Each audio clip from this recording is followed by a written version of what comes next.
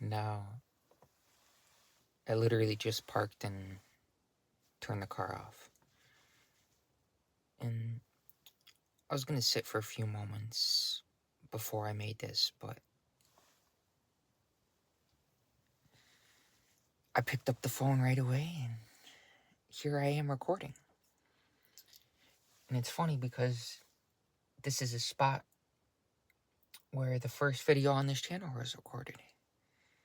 And you know what they say? It seems just like yesterday. The eternal today. Now. And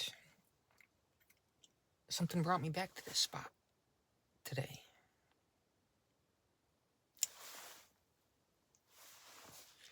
The light, right? We're all beings of light. I want to think of ourselves in terms of energy and light, as we are this human entity vibrating at a high frequency, uplifting all of humanity.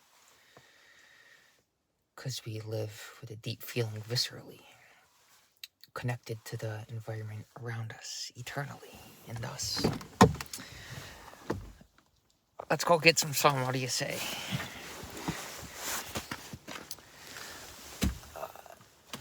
Nah, I don't need to lock the car. I say grab the keys and lock it, but you know, half the time leave the keys right in the ignition. Phone, wallet in there, whatever. Half the time I don't even take the phone with me. It's on airplane mode in the car and unlocked. And you know, there's that, you could say, something within us that naturally wants to trust the process, right? And it's actually very practical. And I'll tell you why. You know, maybe it's not reasonable. Actually, it can be. We can assign certain concepts to it, but really it's a deep feeling in the heart. And, you know, it goes along with the concept, walk by faith and not by sight, right? Because you're a being of light. And maybe I can't tell you how. All I know is it's worked out well for this one so far, so I'm going to continue, trust the process, and something that brought me back to this spot today. Again, where the first video on this channel is recorded. Notice I didn't say my channel, I said this channel, because I don't see it as my channel, because Alex, this one is simply a channel for this channel. It's a natural expression that is a consequence of seeing the significance of life itself. As I notice the dog in the background, the owner, it's funny. It appears that she's throwing something and the dog's chasing it. Joy, right? Simplicity. If we want to be one with, be in tune with, and follow the ways of nature, we should, or should is hypothetical, but ideally, live with simplicity. Use simplicity as our motto. Don't need to dwell in unnecessary complexity and overcomplicate things by excess thinkingness and analysis. We call this analysis paralysis, when one gets lost in their own thought process and as a consequence sees chaos, when actually all there is harmony. All there is order. We can think of advanced alchemy. Hey, I transmute all perceived inharmony into harmony. All perceived chaos into order. Actually, it already is in harmony. It already is in order. It's only an illusory sense of separation, duality, that one creates within themselves that leads them to perceive or believe that there is outward inharmony or chaos. But when one is in complete wholeness and abundance as a consequence of valuing, cherishing their light, their life essence, then there are no problems. There are no inharmonies. Whatever the circumstance, whatever the situation,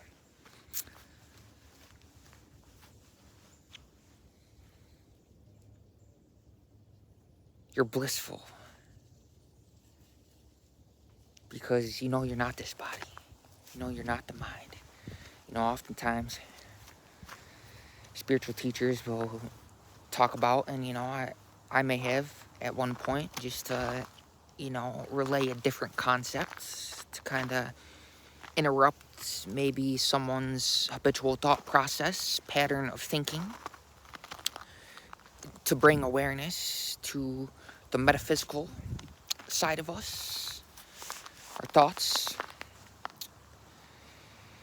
that, you know, there's a space between thoughts. But actually, there really is no space between thoughts. It's the silence that is here with us always before any thoughts.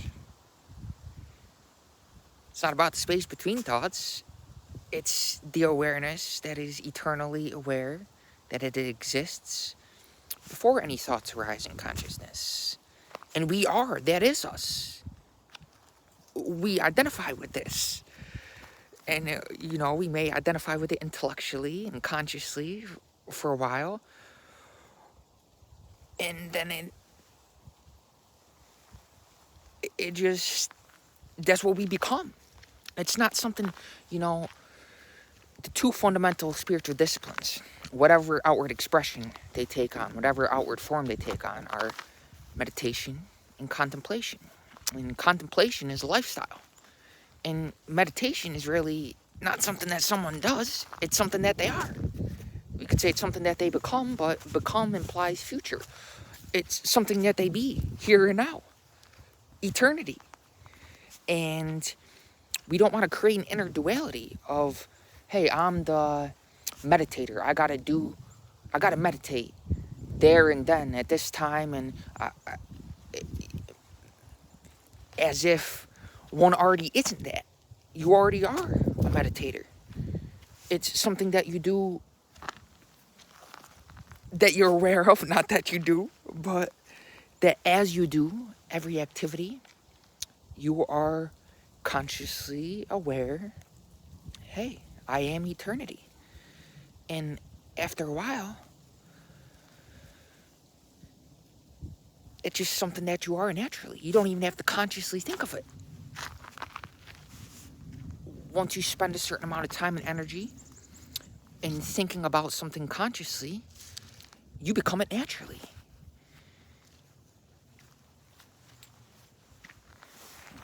And that's the significance and consequence of bringing awareness and energy to a certain thought process, something that you want to see and express and manifest, to uplift existence as you are this powerful, energetic entity, thinking in terms of vibration, energy, and frequency, saying that, hey, I am this being of light, and I uplift all the world around me. Hey guys, that white dog right there, white, what does that represent? Perfect purity. Saying hi, seeing that seeming other, it's a reflection of oneself.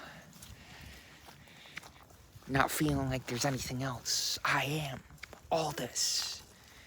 The bliss of transcendence. There is no separateness. Wow. This is the consequence of living a life that's harmonious. And this free-flowingness is an expression of purification of consciousness. We could say purification of mind, of bringing that contemplation, of being it. It's a lifestyle. It's not something that one does and say, hey, I've been there, I've done that.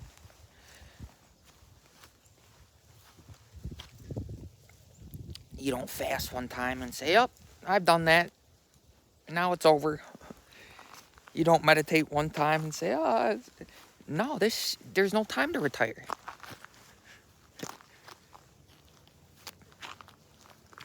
People that think, "Oh, that'll be the day. When I get there, then I'll be happy.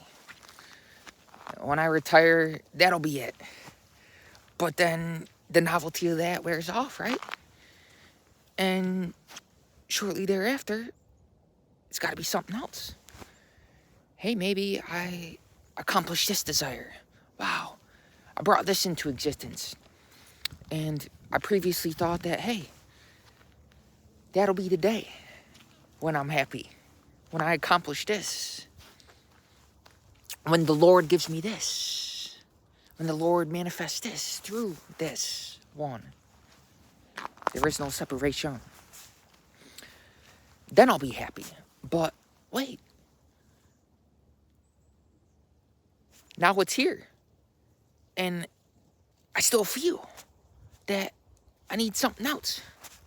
But actually, the Lord needs nothing. The Lord already is everything. And He's within you, within all of us. And that's why I expressed it.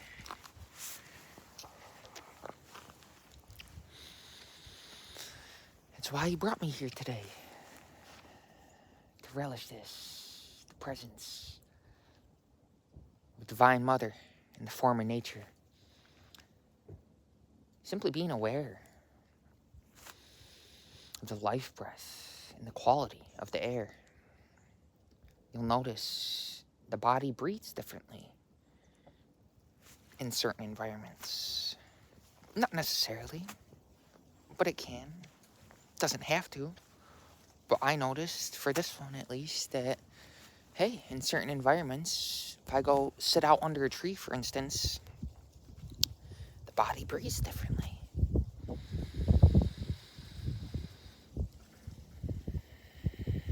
There's that constant exchange in terms of one's physicality. This one exhales carbon dioxide. The tree inhales it, and I in turn inhale oxygen. What I inhale, the tree is exhaling, and vice versa. I am the tree, in other words. But similarly, as I just mentioned, that, there really is no space between thoughts.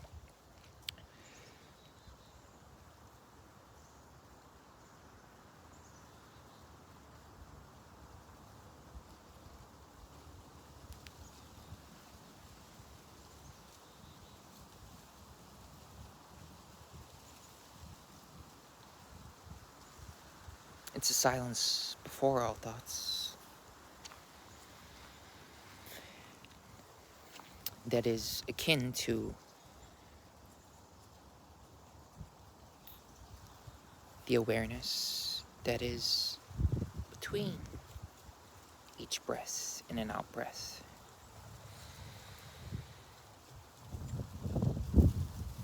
As you breathe in and out, inhale and exhale. When you exhale, stay there. Before you inhale, stay there. Stay there in that breathlessness. You can think of this the same way as the space between thoughts, the space between breaths, the in and out breath. Inhale and exhale. Wow. Simply bring awareness if you find yourself getting distraction. Because, meditation can be a distraction. If it's something that one thinks that they have to do. Gotta do this at this time, and define themselves in meditation as something that they do. And not something that they already are. Something that they bring wherever they are. Simply take a few moments bring awareness to the breaths, the life breath. You'll notice the bliss of your eternal essence. And thus, you'll see the world and all that surrounds us in terms of energy. Because you'll be vibrating at a high frequency. You are vibrating at a high frequency already. It's not something that you have to accomplish. Enlightenment is not something that you have to get. It's not accomplishment. You already are it. Many are the meditators. Few are the enlightened. It's that biblical saying, many are called, few are chosen. As long as someone defines themselves as being separate from enlightenment, they'll never get it. If one defines themselves as a seeker of enlightenment, it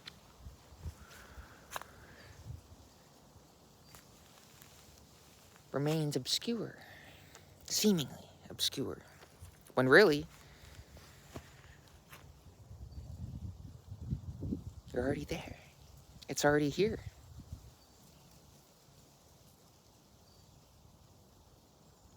Who is that? What is that? That's looking out from behind your eyes.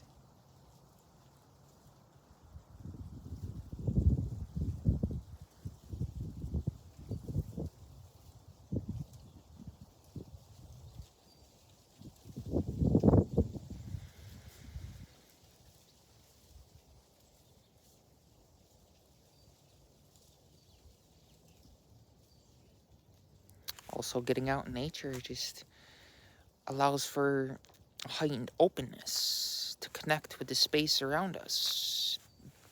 Being out in the open air, that sense of spaciousness, of endlessness, boundlessness, limitlessness, the vastness of existence. Wow, as I look up in the sky, the eye, the physical eyes, can only see so far. It's like looking out into the ocean. You can only see so far physically, but spiritually, infinity, eternity, the Holy Trinity, God, affinity, infinity, in me, eternally.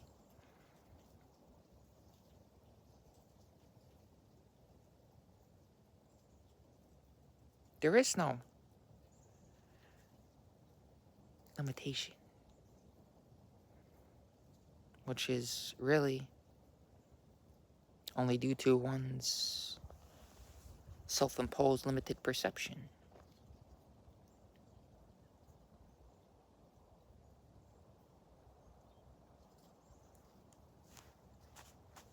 But the witness within us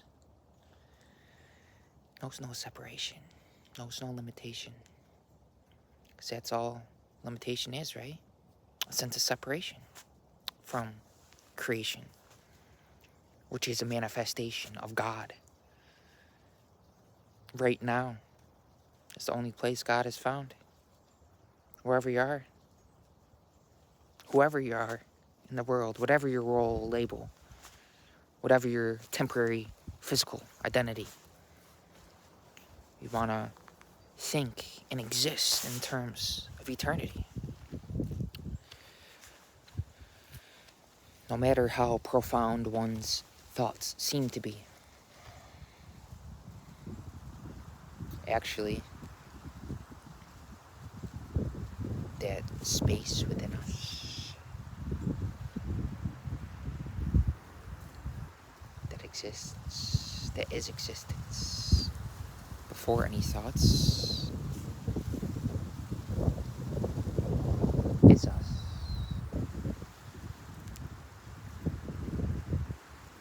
That's what we are. We can say, hey,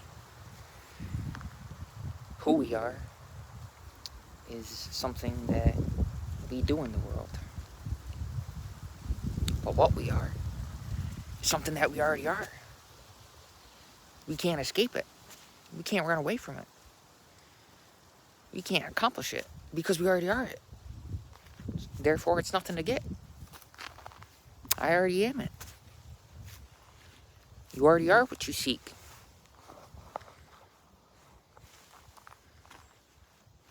Therefore, don't look for it outwardly. Turn your attention inwardly. Because it's really the degree to which we expand our attention consciously. I'm not going to finish that thought. I'm simply going to say, hey, there's different levels of attention. We can say, hey, that, a conceptual model is the mind, the conscious mind, the subconscious mind, and the superconscious mind.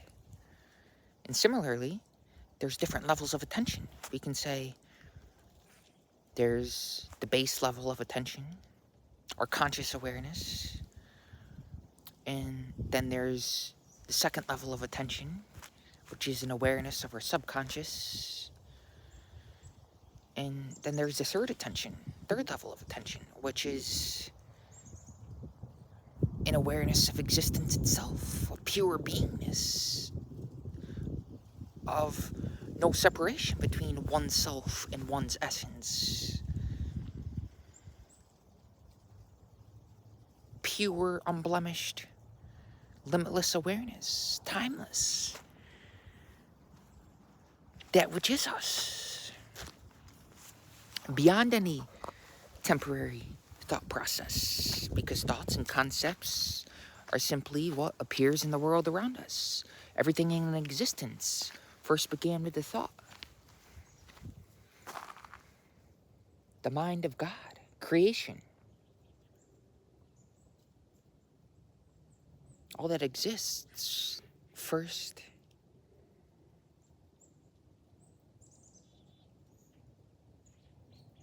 began with silence. It arose from silence. In the beginning was the Word. And the Word was with God. And the Word was God. What is the Word? Vibration. What is creation? Other than vibration. Vibration is the language of God. How are you vibing today?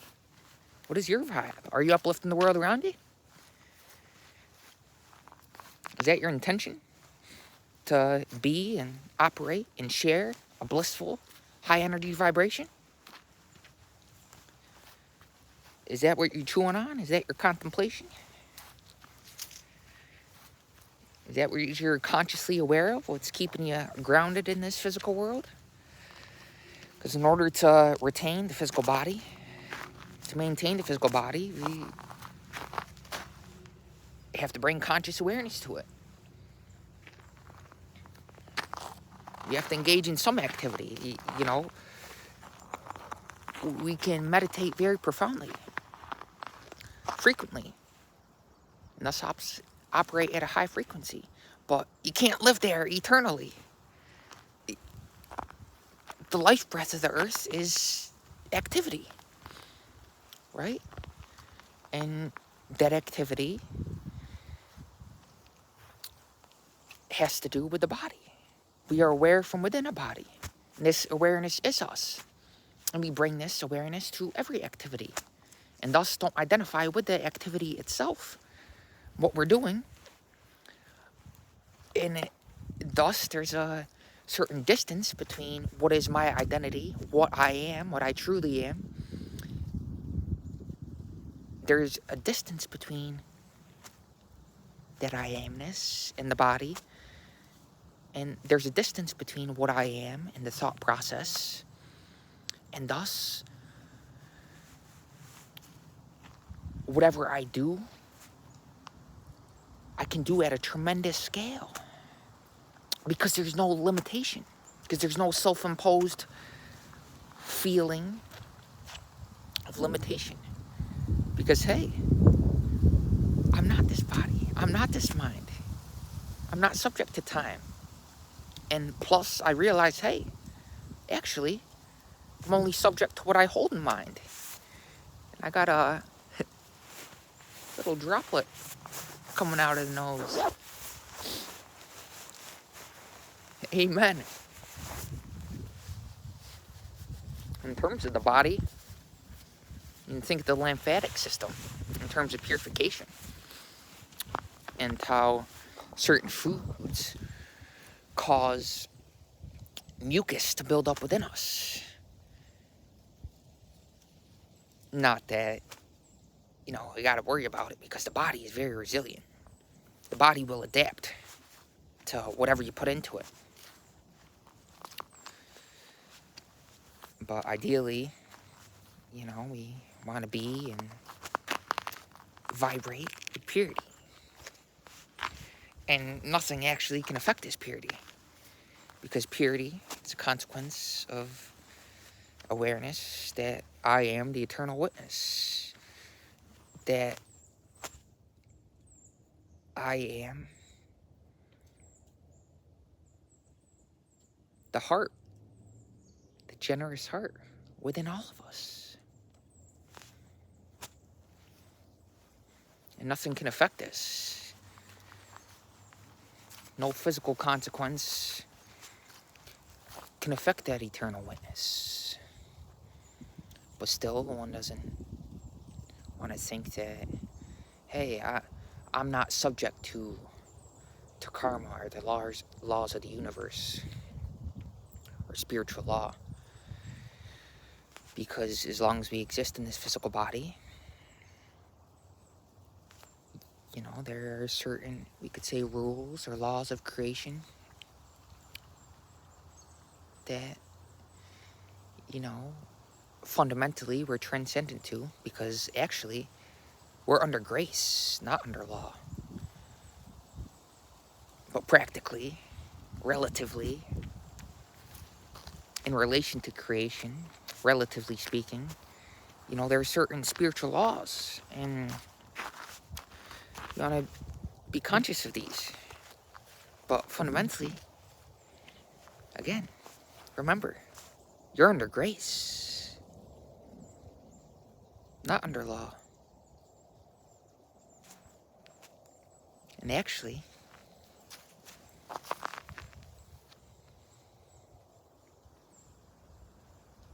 did you notice?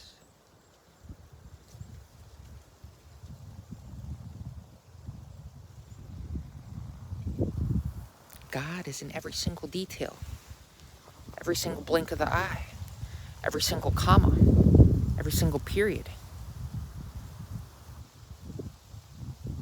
There's not a single hair on one's head that goes uncounted, that is not accounted for.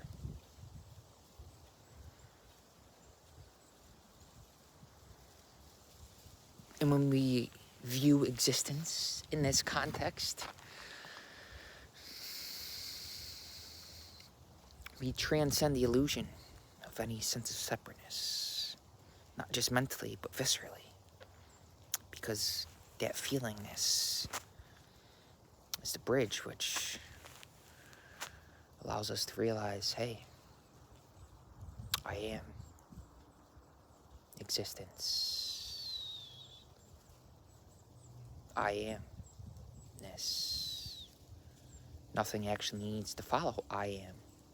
Actually, am is redundant. You can simply say I.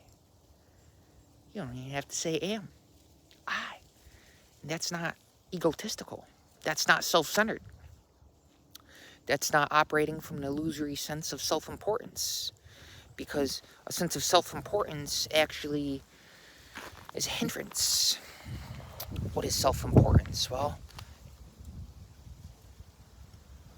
we can think of it in this way.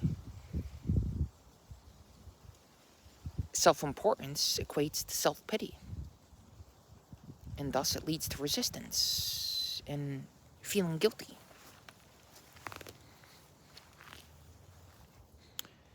You want to be free of guilt, resistance, self-pity, and all this freedom is a result of a sense of abandon. of dying to oneself each day. We can say, hey, that's why I meditate. And thus I'm spiritually reborn. Because every single day, I die to myself. I realize, hey, I'm not this body, I'm not this mind. But I am. I simply am. And wait,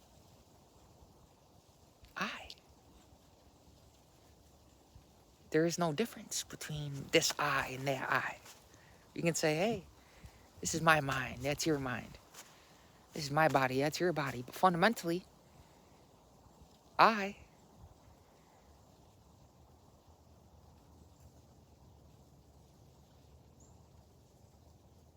am the eye in the sky, the eternal light.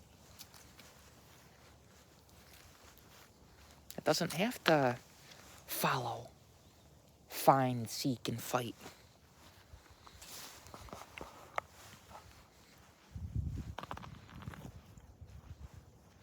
That can feel within one's heart compassionately and thus share another's plight. Take that burden upon themselves consciously and transform that lower vibrational energy to take it on oneself, that seeming inharmony, imbibe it, and transmute it, transform it into a higher vibration. That's the intention of every single action.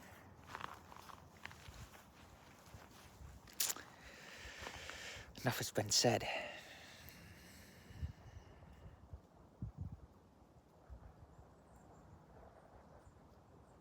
Hope you feel full, as if you were fed.